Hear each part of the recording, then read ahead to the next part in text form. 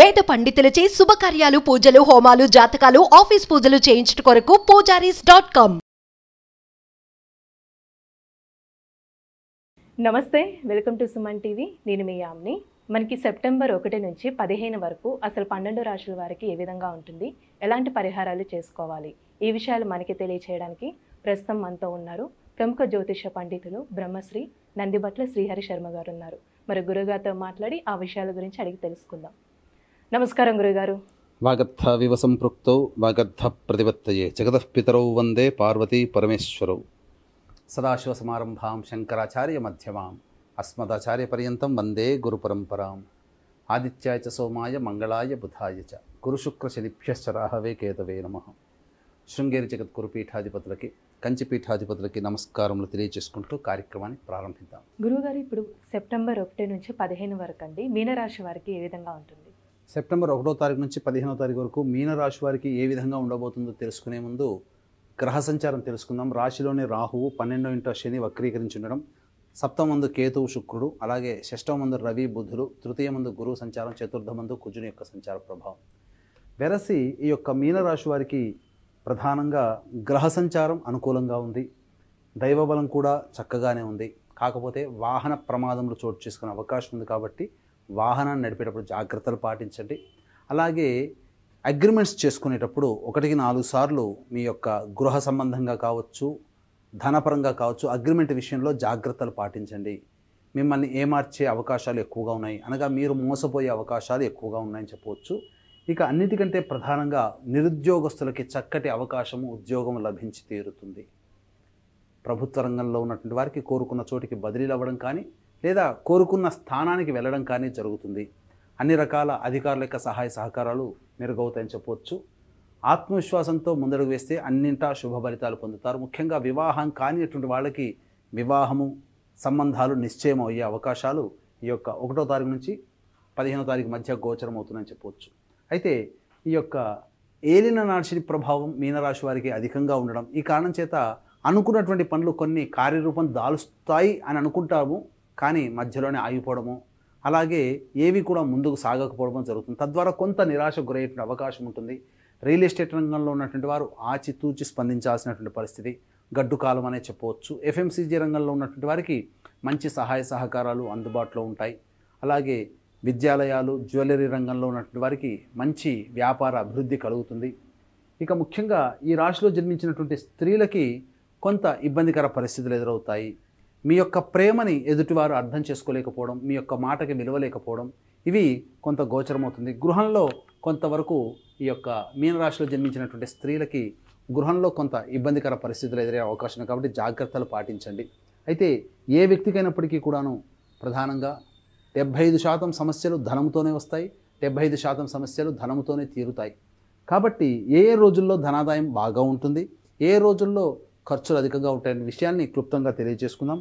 1వ తారీఖు రోజున ప్రధానంగా మీ యొక్క ఆరోగ్యం పట్ల శ్రద్ధ వహించాల్సినటువంటి పరిస్థితి కావున జాగ్రత్తలు పాటించండి. అలాగే మీరు ఏ పని చేయాలన్నా కానీ ఆ 1వ తారీఖు రోజున ఏ పని ముందుకు సాగలేకపోతుంది. తద్వారా బద్ధకంతోనే ఆ 1వ తారీఖు గడుస్తుందని చెప్పవచ్చు. 2, 3, 4, 5, 6 తారీఖులు విశేషమైనటువంటి లాభదాయకంగా ఉంటుంది. రాని బాకీలు వసూలు అవుతాయి, ధన సంపాదన బాగుంటుంది. మీ జీవిత భాగస్వామి నిర్ణయం వల్ల లేదా వ్యాపార భాగస్వామి నిర్ణయం వల్ల మీకు లాభసాటి పరిస్థితి గోచరమవుతుంది. ధనము చేతికందినటువంటి కారణం చేత అన్ని రకాలుగా మీరు యోగాన్ని పొందుతారని చెప్పవచ్చు. 7, 8, 9 తారీఖుల్లో ప్రధానంగా కొంతవరకు ఖర్చులు అధికంగా ఉంటాయి, మానసిక ప్రశాంతత లోపిస్తుంది, ఒక జిగ్జాగ్ పరిస్థితి ఉంటుంది, అన్ని దారులు కనబడతాయి, ఏ దారికి వెళ్ళలేనటువంటి పరిస్థితి, అనగా నిర్ణయాత్మకమైనటువంటి శక్తిని మీరు కోల్పోతారు.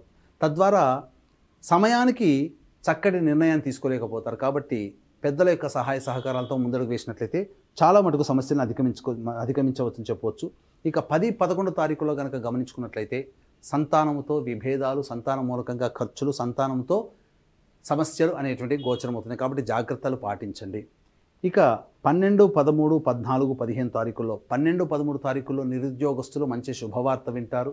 అలాగే ఉద్యోగార్థులకి ప్రమోషన్స్ పొందే అవకాశాలు గోచరమవుతున్నాయి. ఉన్నతాధికారుల యొక్క అనుగ్రహంతో మీ స్థానాన్ని సుస్థిరపరచుకుంటారు. 14, 15 తారీఖులో కనుక గమనించుకున్నట్లయితే ప్రధానంగా ఈ యొక్క సంబంధించినటువంటి అన్ని రంగాలలో ఉన్నటువంటి వారికి అధిక శుభ ఫలితాలు పొందుతారు. ధనాదాయం చాలా చక్కగా ఉంటుంది. ఏతావాతా చెప్పొచ్చేది ఏంటంటే 7, 8, 9 తారీఖుల్లో మీకు ఖర్చులు అధికంగా ఉంటాయి. కాబట్టి ఆ రోజుల్లో మీరు పెట్టుకున్నటువంటి ప్లానింగ్ చేసుకున్న ఖర్చుల్ని తగ్గించుకోవడమో వాయిదా వేసుకోవడమో చేసుకుంటే చాలా మంచిది. ఎందుకంటే ఆకస్మిక ఖర్చులు 7, 8 తారీఖులో ఉంది. మీరు పెట్టుకున్న ఖర్చులు ఆకస్మిక ఖర్చులు తోడై ఇబ్బడి ముబ్బడిగా మీకు ఉక్కిరి బిక్కిరి చేస్తాయి. కాబట్టి జాగ్రత్తలు పాటించమని చెప్పడం. ఇక అన్ని రకాలుగా గ్రహ సంచారం అనుకూలంగా ఉన్నటువంటి కారణం చేత ఈ యొక్క మీనరాశి వారికి మంచి శుభ ఫలితాలు పొందుతారని చెప్పవచ్చు.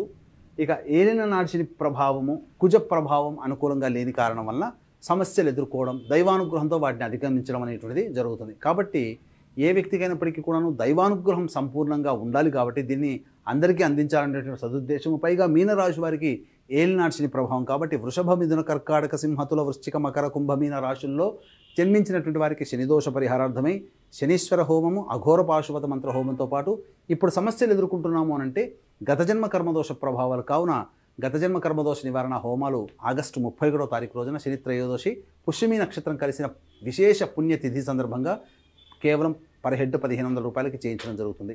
అలాగే సోమవారము ప్లస్ అమావాస్య కలిసి సోమవతి అమావాస్య రోజున అమ్మవారి యొక్క అనుగ్రహం సంపూర్ణంగా ఉంటుంది. కాబట్టి జటిలమైన సమస్యలకి మీ యొక్క కోరిన కోరికలు నెరవేర్చడం కోసం వారాహి, ప్రత్యంగిర, బగళాముఖి, రాజశ్యామల హోమాలు కేవలం పర్ హెడ్ 1500 రూపాయలకి చేయించడం జరుగుతుంది.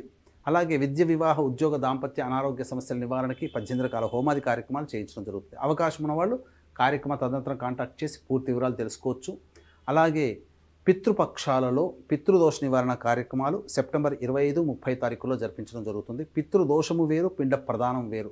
పితృదోషం అనగా తండ్రి వైపు 7 తరాలు, తల్లి వైపు 4 తరాల్లో ఏవైనా దుర్మరణాలంటే road accident, fire accident, suicide attempt, నదిలో బావిలో పడి చనిపోవడం, ఇంట్లోంచి వెళ్ళిపోవడం, లివర్ ఫెయిలే, కిడ్నీ ఫెయిలే, క్యాన్సర్తో చనిపోవడం, 60 ఏళ్ల లోపల ఏ విధంగా చనిపోయినా, అలాగే పిండ ప్రదానాలు చేయలేకపోయినా ఇవన్నీ పితృశాపాలు అని అంటారు. ఇట్టి పితృదోష నివారణకి సెప్టెంబర్ 25, 30 తారీఖుల్లో పితృదోష నివారణ కార్యక్రమాలు నిజాయితీగా సశాస్త్రీయంగా జరిపించడం జరుగుతుంది. రాలేని వాళ్ళ కోసం బ్రాహ్మణుని కర్తగా పెట్టి చేయించడం జరుగుతుంది. అవకాశం ఉన్న వాళ్ళు కార్యక్రమ తదనంతరం కాంటాక్ట్ చేసి పూర్తి వివరాలు తెలుసుకోవచ్చు. గురుగారు, ఇప్పుడు మీనరాశి వారికంటే ఇంకా మెరుగైన ఫలితం రావాలంటే అసలు ఎలాంటి పరిహారం చేస్తే మంచిదంటారు? మీనరాశి వారు ప్రతిరోజు సుబ్రహ్మణ్య భుజంగ స్తోత్ర పారాయణము, కాలభైరవాష్టక పారాయణం రోజుకి 3 సార్లు చదువుకోండి చాలు. మీకు చాలా మటుకు సమస్యలు తగ్గుముఖం పడతాయి. ఇక సమస్యలు అధికంగా ఉన్నాయంటే ఇప్పటివరకు మనం చెప్పుకున్నవి మీ యొక్క రాశిని అనుసరించే ఫలితాలు. జన్మకుండలిని మీకు దగ్గరలోని మంచి ఉపాసనాపరులైనటువంటి జ్యోతిష్యుని సంప్రదించినట్లయితే, వారిచ్చే సూచనలు సలహాలు పాటించినట్లయితే తప్పకుండా భవిష్యత్తులో వచ్చేటువంటి సమస్యలు కూడా పరిష్కరింపబడతాయని చెప్పవచ్చు. గురుగారు, ఇప్పుడు సెప్టెంబర్ 1 నుంచి 15 వరకు అసలు మీనరాశి వారికి ఏ విధంగా ఉంటుంది, ఎలాంటి పరిహారం చేసుకోవాలి, ఈ విషయాలు మాకు తెలియజేసినందుకు ధన్యవాదాలండి. సర్వం శ్రీ ఉమామహేశ్వర పరబ్రహ్మార్పణమస్తు.